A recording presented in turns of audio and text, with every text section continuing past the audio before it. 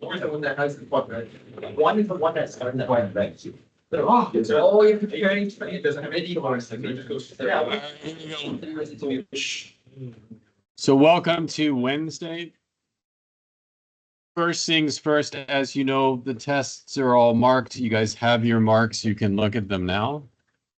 Second, you will get your tests back tomorrow, and then we will go through pieces of the test that deserve some concern.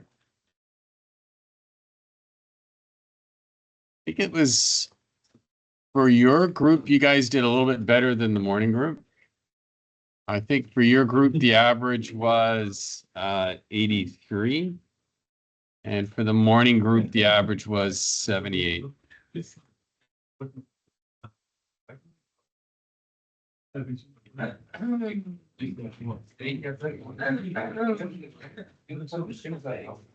Before we move into the new topic, and there's going to be a lot of writing today, so get ready for that. You have not asked me enough questions about the previous stuff. Again, Ben, grab a seat.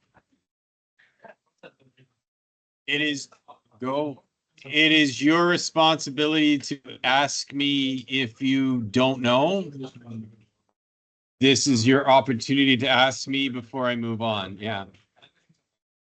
Go. I was hoping, ask me about, I don't know. Ask me about the stuff that you did in this homework here. Is there anything from here you want me to take a look at? I'll also like to let you know that the quiz for, so listen, there will be a quiz on Friday. The quiz on Friday is only based on information up to today, but not including today. So it's basically based on anything in the green booklets, but we're about to learn a bunch of new stuff. Benjamin. Absolutely. Okay, so I'll be really clear. On the first side of the quiz is an identity consistent with the green booklet. On the back side, there is a question that's consistent with chapter 5. Because it's a good chapter. And bearing in mind the next test that you write for me will be chapter 4, 5, and 6.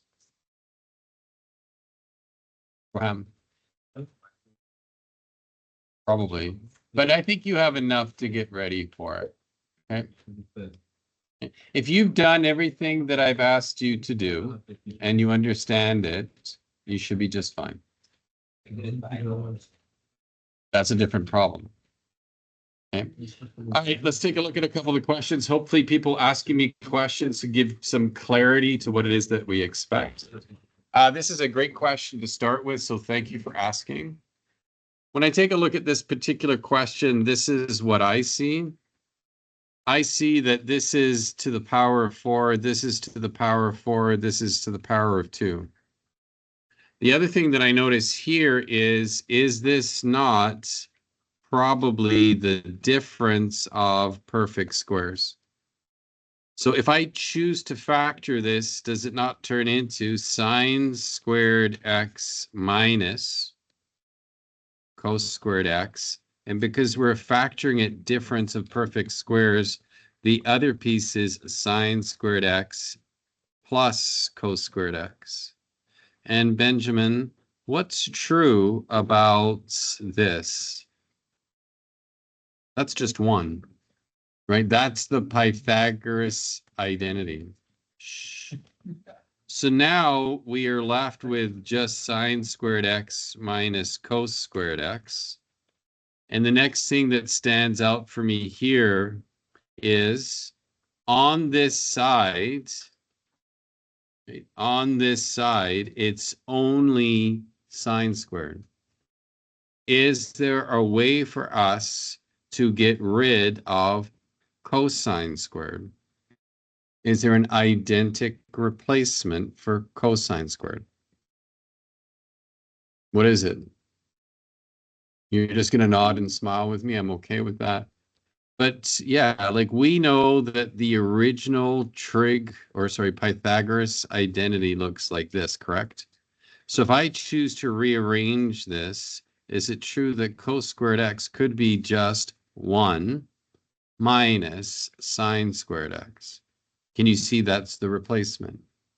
So now when I go back over here, this is sine squared x minus this is the replacement for cos squared, which is 1 minus sine squared x. And then when I distribute that minus sign through the brackets, it's going to create minus 1 plus sine squared x. And then these are like terms. Can we collect like terms? In fact, we have 2 of them. And you can see then we've convinced ourselves that the left side is now the right side. Okay, now that we got the class going, other questions, please ask. Cami, same page? Okay.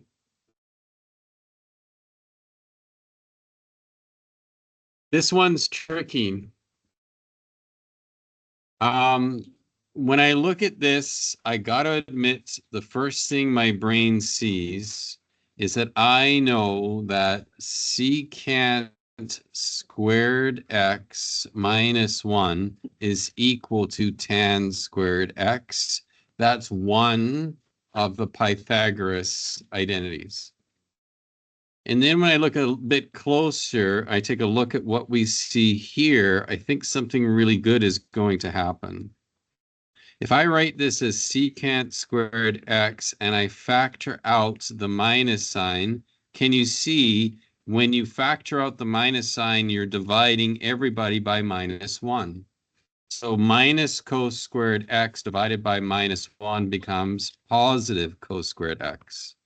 And minus sine squared x divided by minus 1 becomes positive sine squared x. And then we just had this replacement. They're both the same sign. They're together. What does that become? 1. So this now turns into secant squared x minus 1, which, by the way, is tangent squared x. There are other ways to do it. I think that's the fastest. And again, the only way to do or learn identities is by doing them. Thanks for asking.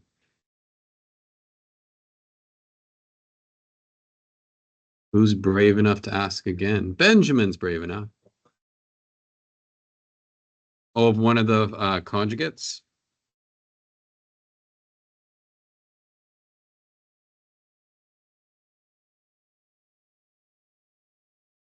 So you just like they're all kind of the same, like they all feel the same after a while, but can you see why I call them the conjugate proof? And it doesn't matter which side you work on. Again, you're just going to multiply this side here. I'm going to multiply it by 1 plus sine x over 1 plus sine x. When you rewrite this, I'd suggest you rewrite it as the top is cosine x times 1 plus sine x. And then when we look downstairs and we decide we want to multiply these two together, can't you see they're opposites of each other in a way, like they're conjugates of each other?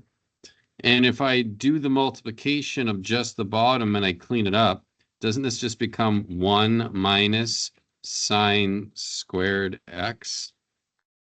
If you multiply this together and clean it up, it becomes 1 minus sine squared x.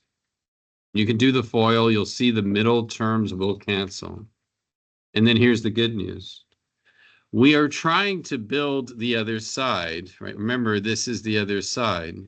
And when I look at this here, can you see that we already have the piece that we want? So don't lose that piece. The other thing that you're going to recognize is there not a replacement for 1 minus sine squared x? In fact, if we rewrite this again, So it's cosine x times 1 plus sine x. Benjamin, what is the replacement for 1 minus sine squared x? Cosine, careful though, it's going to be cosine squared x. And then now you can simplify that the cos squared downstairs becomes just cosine x as we cancel the one upstairs. And now you can see the two are the same. Be wary of the conjugate proof. It just has a way of showing up every once in a while. Okay. Anything else you want to ask me? Because when we move on from this, there's lots of information for you to take in.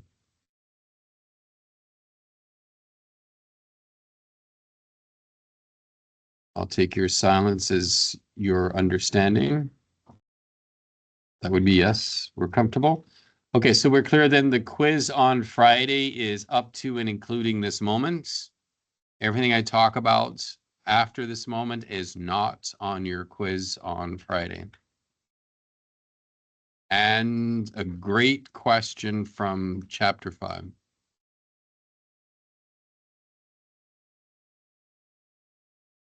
I would say it's a very streamlined, minor word problem.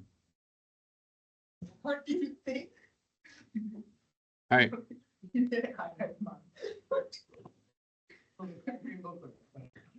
We are done with the green booklet, but do not lose the green booklet. All right, here's the title. It's a gooder. Sum and difference identities. You ready, Jay? We got this. We got this. There's quite a bit of writing, so get mentally prepared.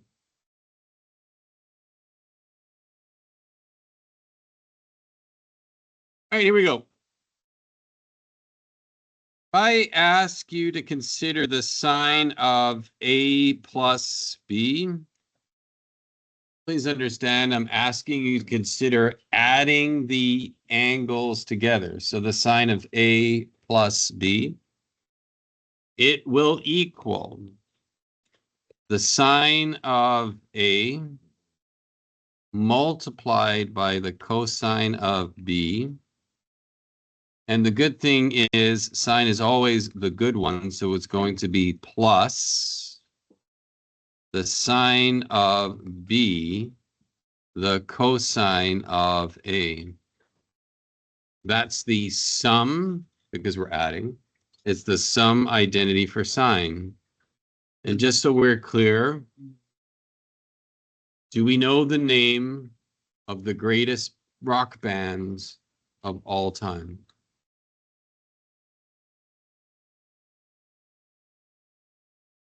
Maybe they're not, I don't know if I would call them rock, more pop band of all time.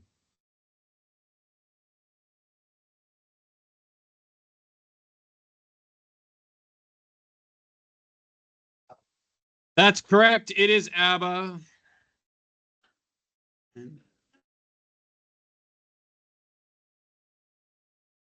Hopefully that helps you remember a little bit of the pattern.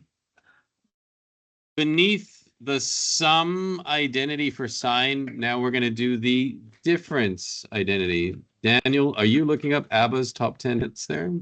Okay. All right, let's do the sine of A minus B. So there's some good news is it looks very much the same. It's going to be the sine of A cosine of B. Sine's the good one, so the difference will also have a minus sign here. And then it will be the sine of B, the cosine of A. Yes.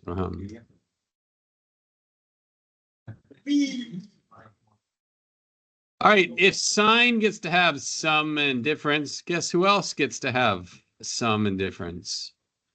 Cosine. So the cosine of A plus B, so we're going to do the sum of two angles in terms of cosine. Its structure is a little different. You ready? It's going to be cosine A cosine B. So cos. And then cosine is always the bad one.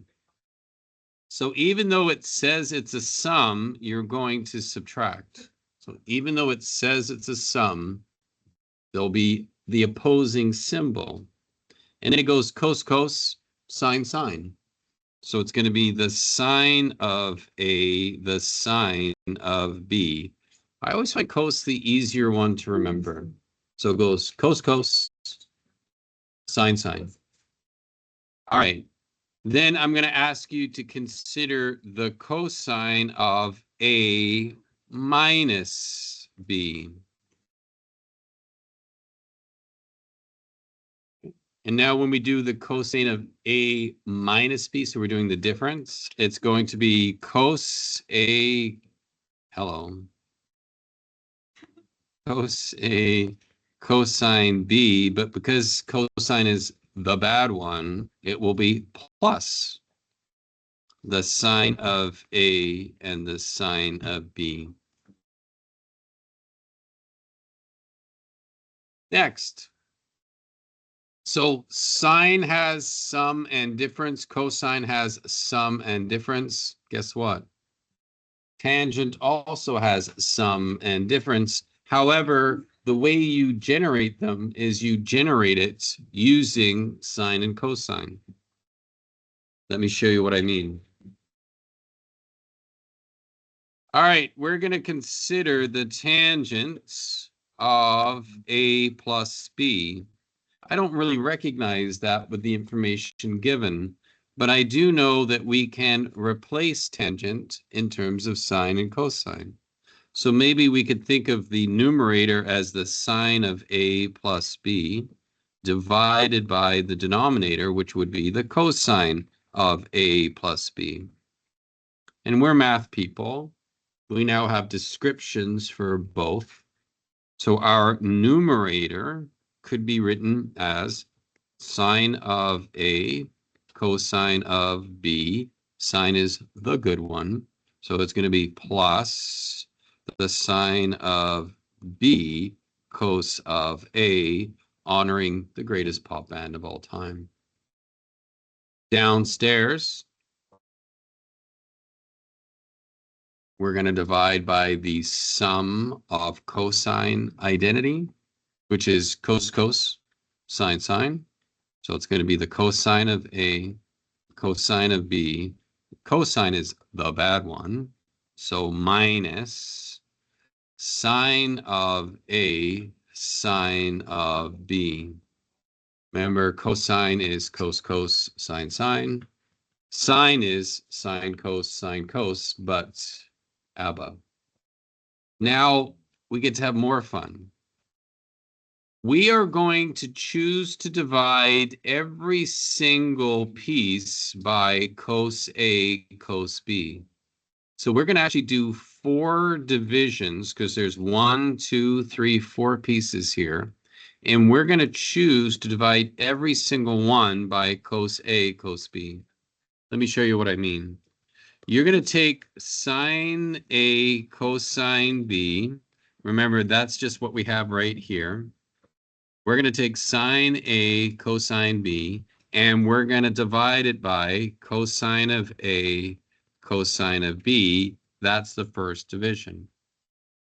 Plus, we're then going to go across to the next term here, and we're going to divide it by the same thing.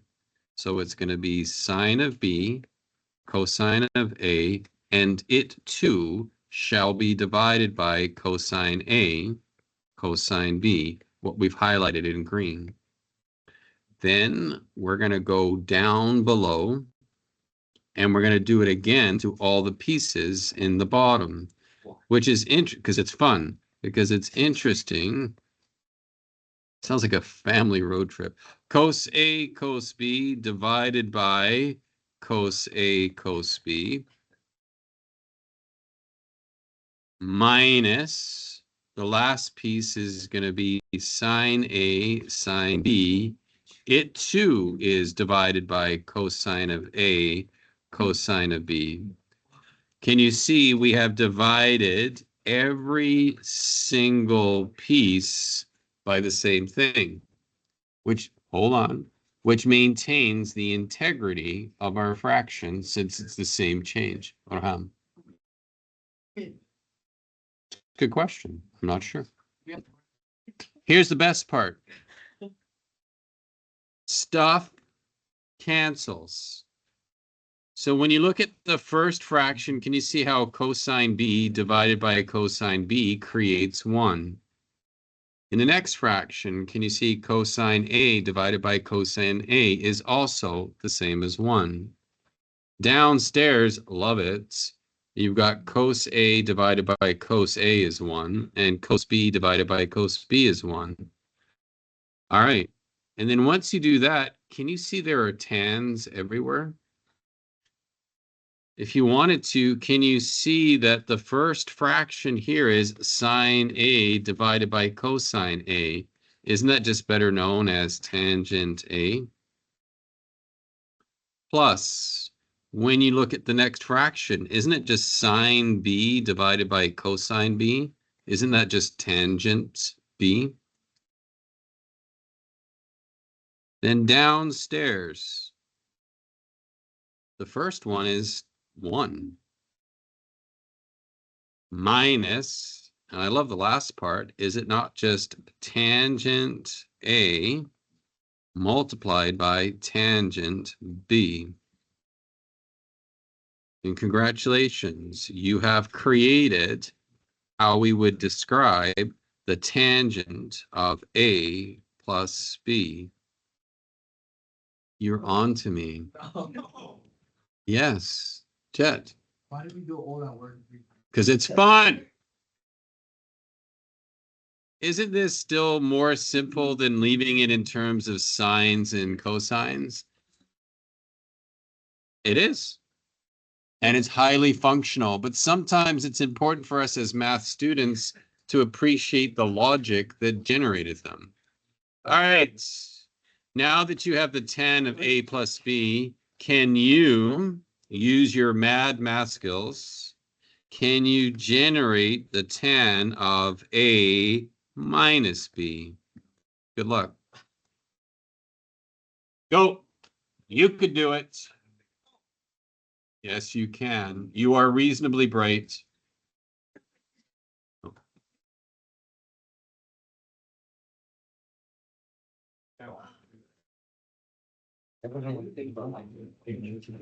Yeah, okay. So it's going my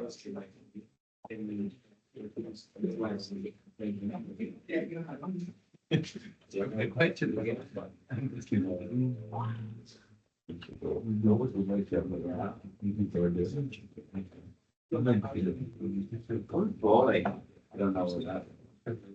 Can you tell me the plans?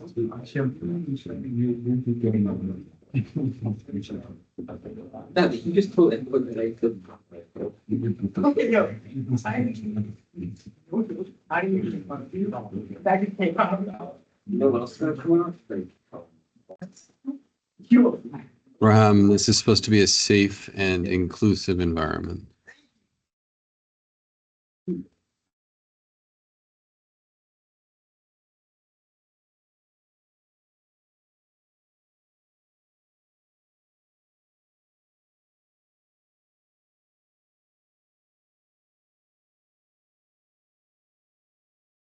It's fun, right? It's not fun.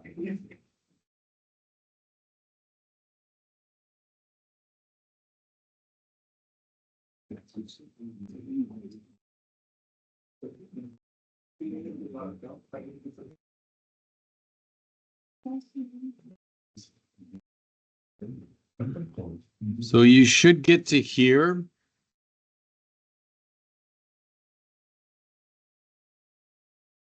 And then just for the nature of how to simplify, again, we will divide everybody by this piece that's in like the lower left corner.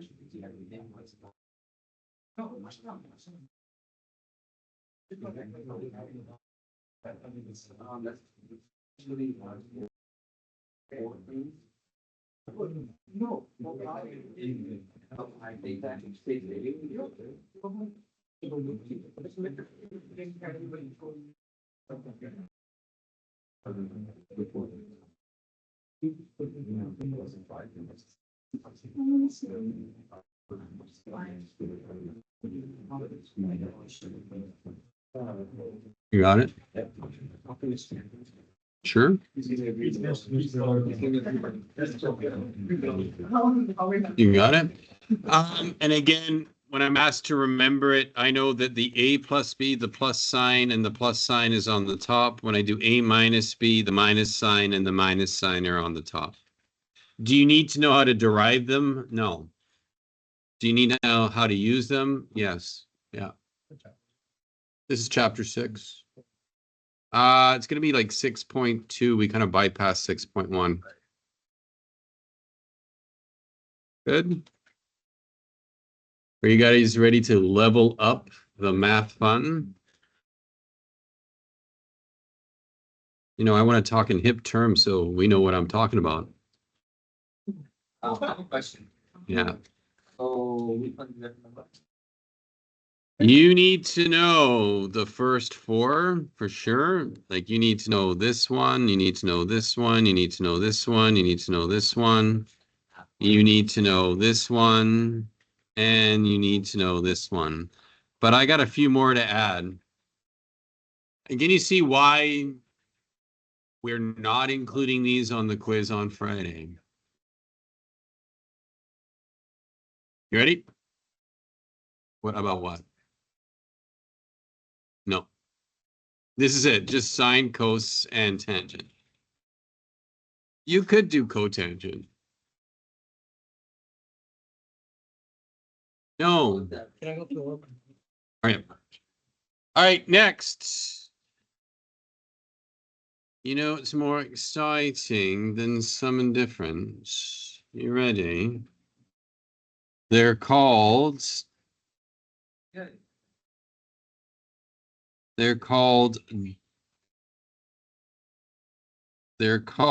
double angle identities.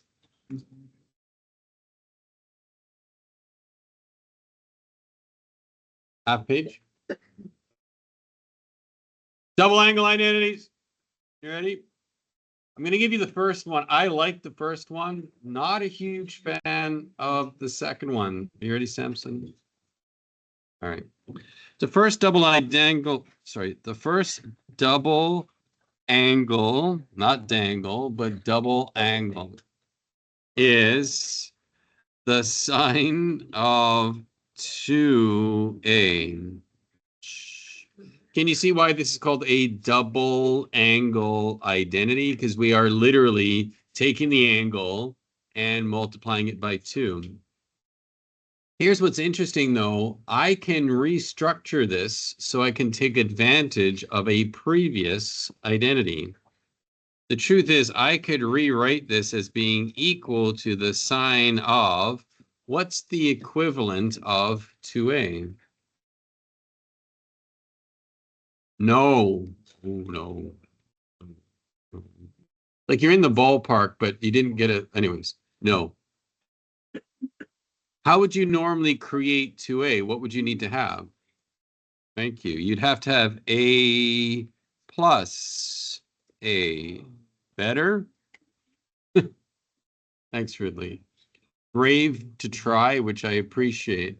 And then, Ridley, do we have an identity that does the sum of 2 angles? Did we not just do the sine sum identity right at the beginning of this class? But I called it ABBA because it was A plus B. So you ready? This is what it's going to look like. It's going to look like the sine of A multiplied by the cosine of, well, I guess it's got to be A.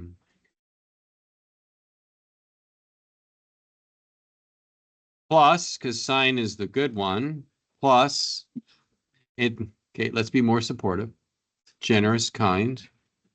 And then this one will be the sine of, wait for it, A, and then the cosine A, because there is no B, it's just A plus A. And then if I'm clear, then if they're both identical, can we collect them?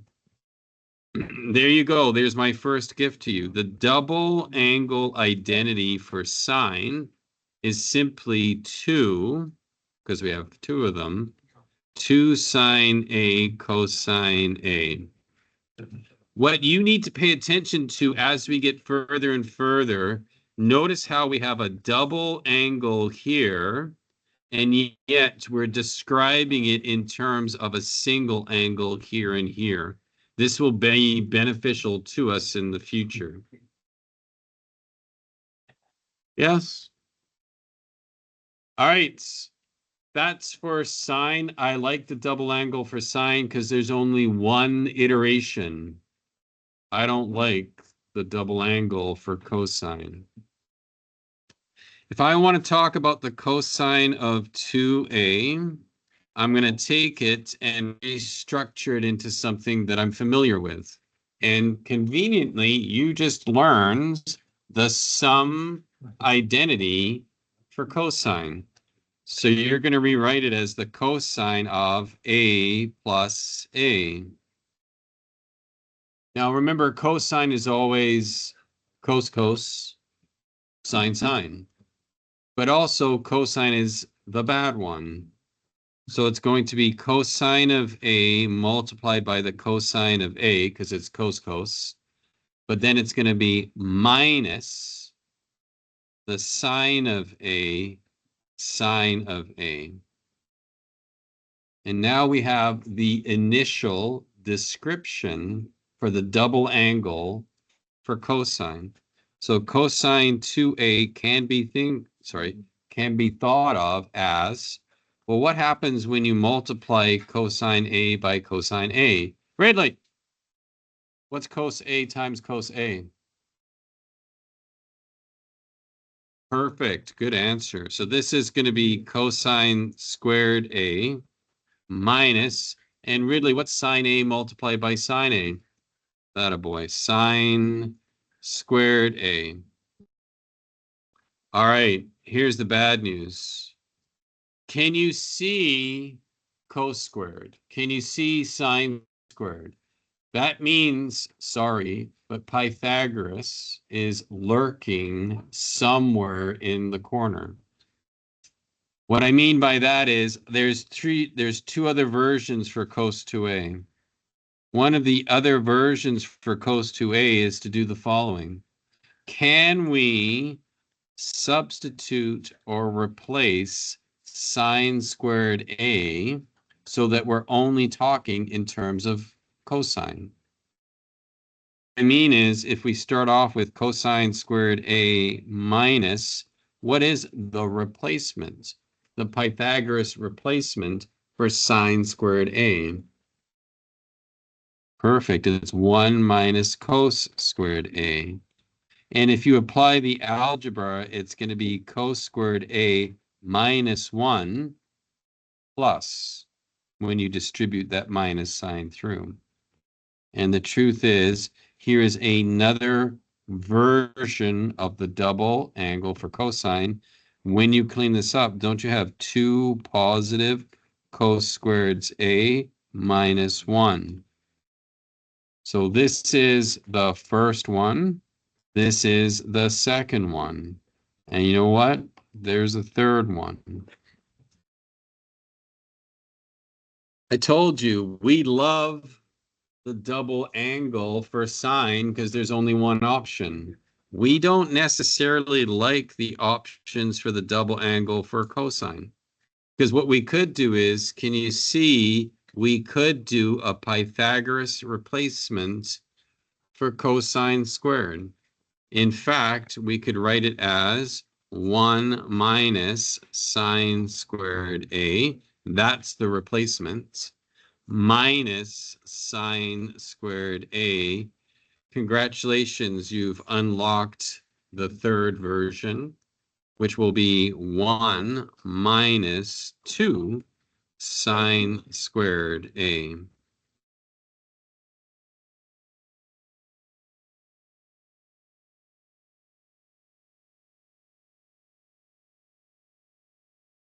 That's the last one.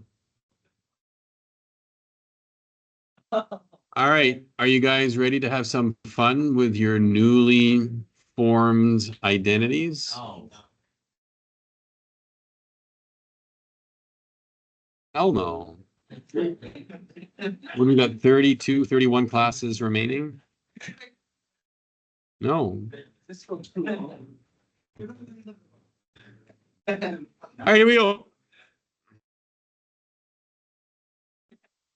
Here's the first sort of example we're going to look at.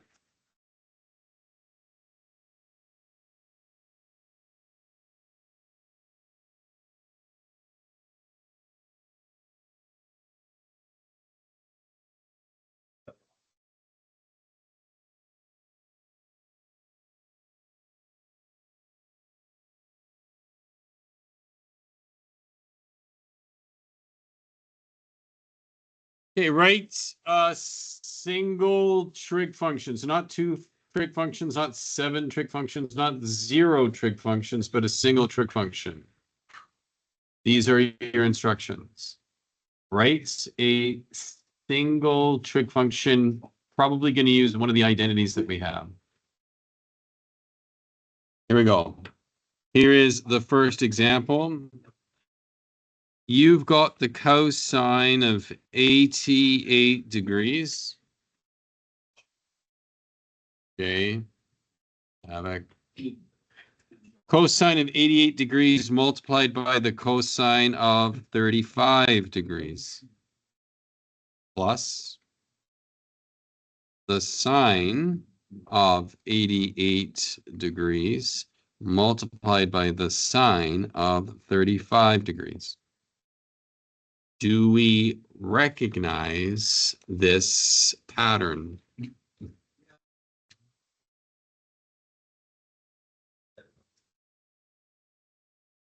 That is absolutely correct. If you look closely, is this not the cosine of A minus B, which, as you've learned, is cos A, cosine of B, plus sine of A, sine of B. And now when you do it this way, you can see that the 88 degrees, that's your A. The 88 degrees, that is your A. We know the A value.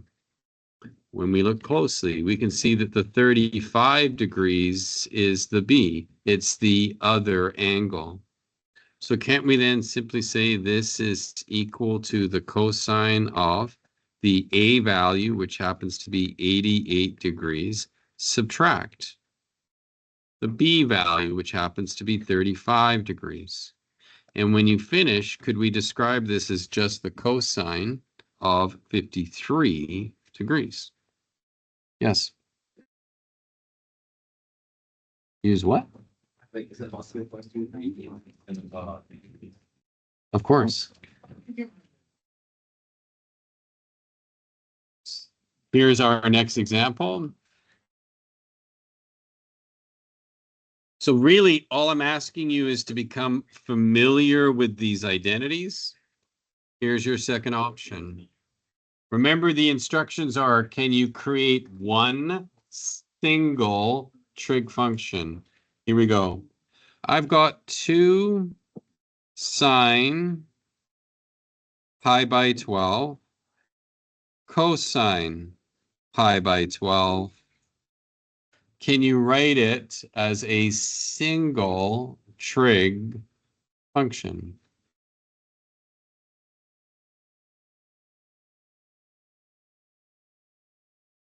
This one's even better too. You can evaluate this one without a calculator at the end.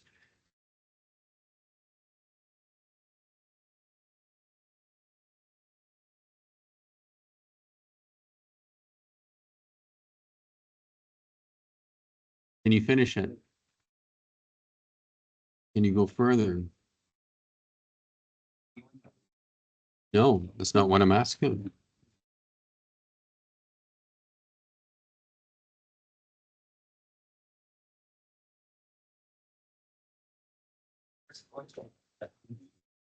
That's not what it's asking. All right. I'm hoping that you know or recognize that this is just the sine of 2a, because you were told that the sine of 2a is 2 sine of single a cosine single a. So when you can see the pattern, now you know what a represents. So in this question, then you can tell me then this is equal to the sine of 2 times the a value. The a value happens to be pi by 12. If you simplify this, this is the sine of pi by 6. By the way, what is the sine of pi by 6? Yeah.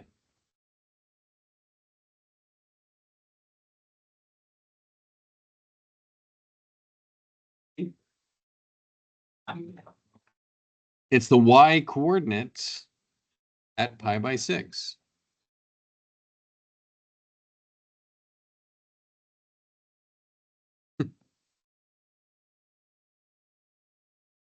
Is 0.5 or 1/2. Not that bad. Makes sense.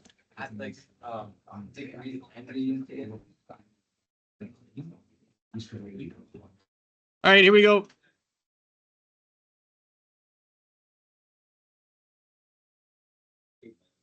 I'm going to put a red star here. I'm pretty confident we've had a version of this question on pretty much every provincial exam. And the instructions are short, so I like that. The instructions are simply find exact value, which means this question won't be in the first booklet. This will be a non-calculator question. Again, when it says exact value, you won't be doing an approximation, and sadly, your calculator more often than not does approximations. All right. I want you to generate the exact value for the cosine of 165 degrees.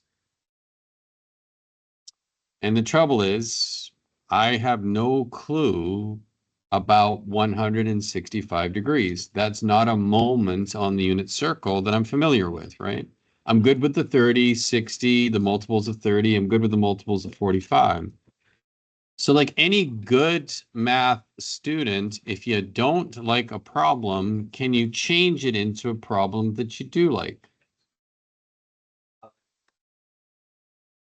No, I don't like the 180. No, I don't want to change it into radians. Can I break up 165 into angles I do know? What would it be? Perfect. So could we rewrite this as the cosine of, if you listen to John, he's telling you it could be 120 degrees plus 45 degrees. Aren't those angles that we do know? And then can we use the sum identity for cosine? So it's going to be equal to the cosine of 120, which we know, multiplied by the cosine of 45, which we also know.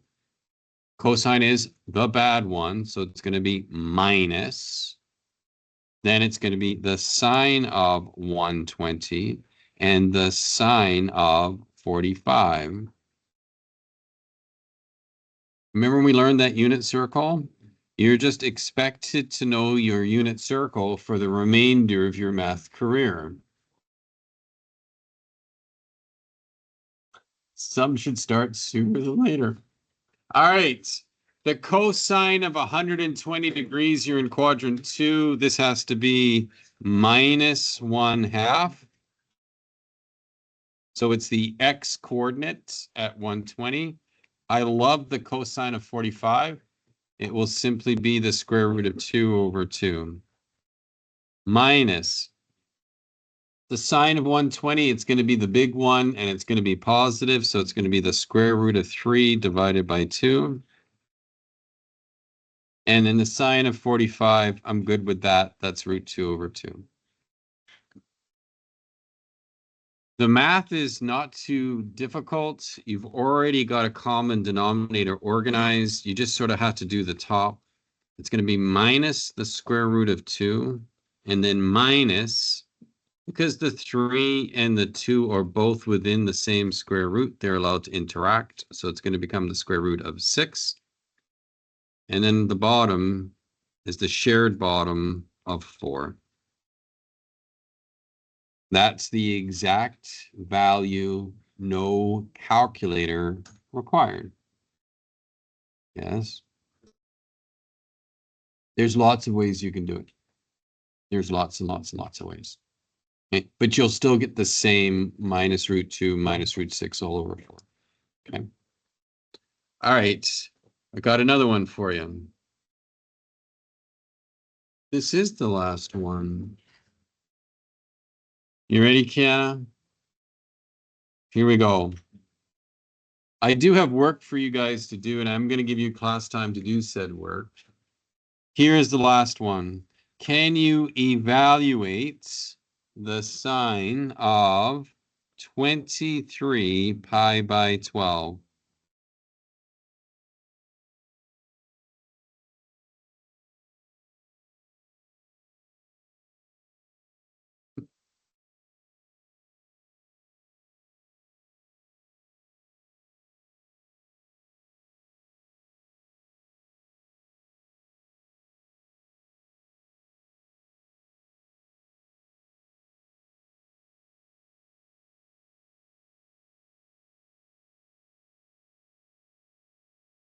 Again, everything on the quiz is based on the green booklet.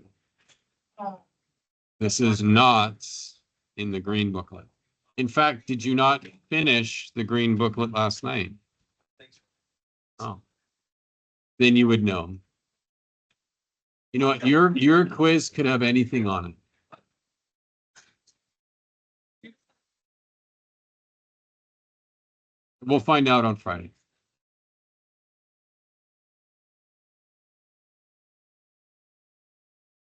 Something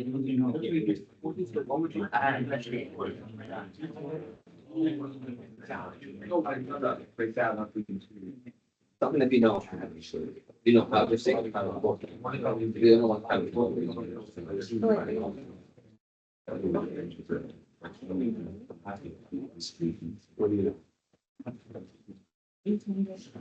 It'll just be, it's too far.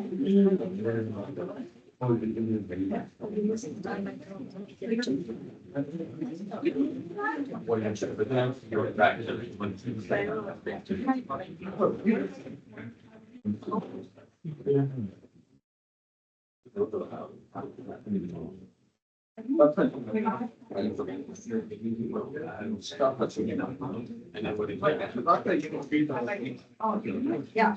Yeah, it's 5.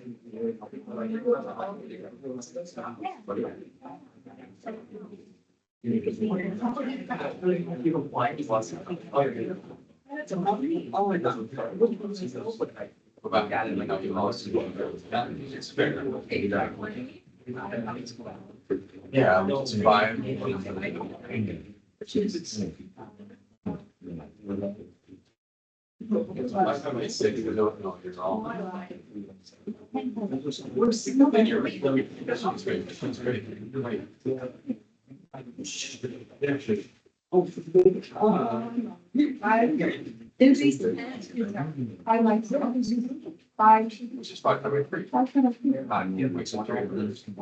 I have it. That one holds it up. I think you and I did.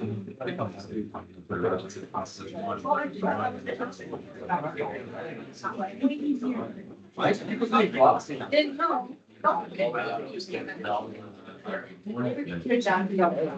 You're boss. Is that Anthony? He's just expressing himself. But that's fine. Isn't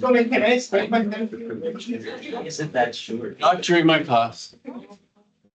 I have a good effect. All right. I'm impressed. A lot of you figured out the two angles. By the way, there's more than one way to do it. My secret is I kind of cheat a little bit, so I'm not going to lie. We know that a pi by 12 is approximately how many degrees? Yeah. Are we okay with it? Because pi by 6 is 30. Pi by 12 is half of 30. So therefore, this is about 15 degrees. And then is it true we have 23 of these things? So if you do like 23 times 15, you discover you've got about 345 degrees. And I guess if I was really smart, I would see that 24 pi by 12 is all the way around. So 23 pi by 12 is 15 degrees less than being all the way around. And then I can figure this out easy. I'm going to break it into 300 degrees plus 45 degrees. Those are angles that I know. That's how I got my 345. And then 300 degrees, if you convert it back into radians, is actually 5 pi by 3. And then 45 degrees is pi by 4. I wish I was more sophisticated, but that's how I organized it. So now I'm going to rewrite this as the sine of 5 pi by 3 plus pi by 4. And then I get to use the sum identity for sine. So it's going to be the sine of 5 pi by 3, the cosine of pi by 4. Sine is the good one, so it's going to be plus. Then it's going to be the sine of the other angle, which is pi by 4. The cosine of the first angle, that's 5 pi by 3. And then now we're just going to go around the unit circle. Sine of 5 pi by 3 is pretty much at the bottom of the circle. So it's going to be large. So it's going to be minus root 3 over 2. Cosine of pi by 4. Love it. First quadrant. So it's root 2 over 2. Plus sine of pi by 4 is root 2 over 2. Cosine of 5 pi by 3. Quadrant 4, so be careful. Cosine is positive in quadrant 4, so this is going to be 1/2. Language equals minus the square root of 6 plus the square root of 2 all over 4. And then you're going to discover all of these multiples of 15 sure start to look a lot alike. Ridley. And did it work the same? Yeah, that's fine. So you went with 210 and 135, but the order was backwards? It's the same. Yes. All right. This actually works out nicely. I'm going to give you your homework, and I can actually fit all of your homework on the projector.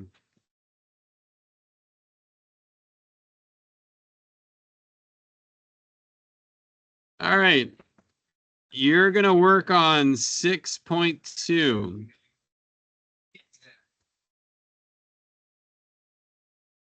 Page 306.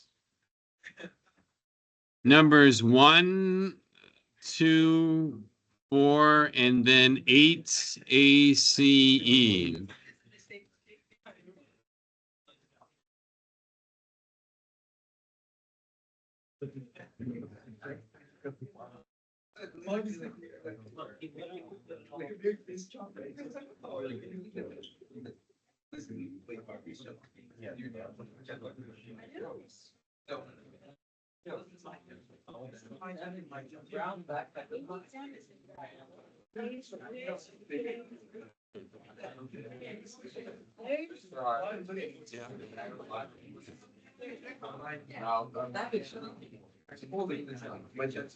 Get your work, get to work. Yeah, that's much easier. That's a little bit small. I'll do that. So you have about 10 minutes. You'll be surprised how much you can do in 10 minutes. Yes?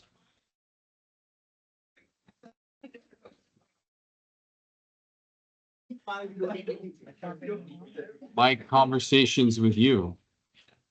No, suffering. That's suffering, not conversation. The only good conversation I had. Yo, I was, probably the bad apple.